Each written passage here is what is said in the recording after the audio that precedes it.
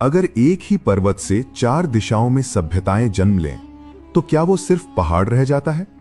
कैलाश पर्वत को दुनिया का शीर्ष कहा जाता है, लेकिन इसका रहस्य सिर्फ इसकी ऊंचाई में नहीं, इसके प्रवाह में छिपा है। कहा जाता है कि इसके 4 मुखों से एशिया की 4 महान नदियां निकलती हैं: सिंधु, ब्रह्मपुत्र, सतलुज और करनाल। चारों नदियां 4 अलग दिशाएं, लेकिन उद्गम एक। क्या यह केवल संयोग है या प्रकृति का कोई दिव्य गणित?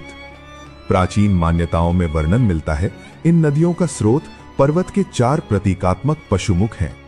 उत्तर की ओर शेर का मुख, पूर्व की ओर घोड़े का मुख, दक्षिण की ओर हाथी का मुख और पश्चिम की ओर मोर का मुख। क्या ये सिर्फ प्रतीक हैं या किसी गहरे भूगर्भीय रहस्य की ओर संकेत? कैलाश मानसरोवर का ये भूगोल मानो किसी परफेक्ट इंजीनियरिंग का परिणाम लगता है। चारों दिशाओं में बहता जल और उन्हीं जलधाराओं के किनारे जन्म लेती हैं सभ्यताएं। हजारों वर्षों से इन्हीं नदियों ने खेतों को जीवन दिया, शहरों को बसाया और संस्कृतियों को जन्म दिया। क्या यह संभव है कि किसी प्राचीन उन्नत ज्ञान ने इस पर्वत को प्योर वाटर रिजर्वॉयर की तरह डिजाइन किया हो, या फिर यह सब पृथ्वी की अपनी अदृश्य ऊर्जा रेखाओं का खेल है? लेकिन असली सवाल अभी गहरा है। अगर इतनी शक्तिशाली जलधाराएं इस पर्वत से जन्म लेती हैं, तो उसके भीतर क्या छिपा है?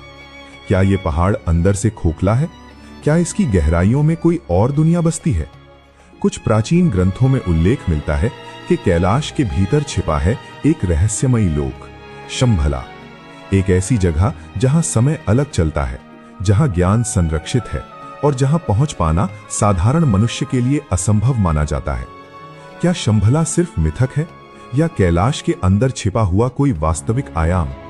पार्ट 9 में हम शंभला की खोज पर निकलेंगे और जानेंगे कि क्या ये पर्वत धरती और किसी दूसरी दुनिया के बीच एक द्वार है। अगर आपको भी लगता है कि ये कहानी सिर्फ इतिहास नहीं बल्कि एक जीवित रहस्य है, तो कमेंट में लिखिए हर हर महादेव। और इस सीरीज को शेयर जरूर कीजिए, क्योंकि अब रहस्य पानी से निकलकर एक छिपी हुई दुनिया तक पहुंच चुका है।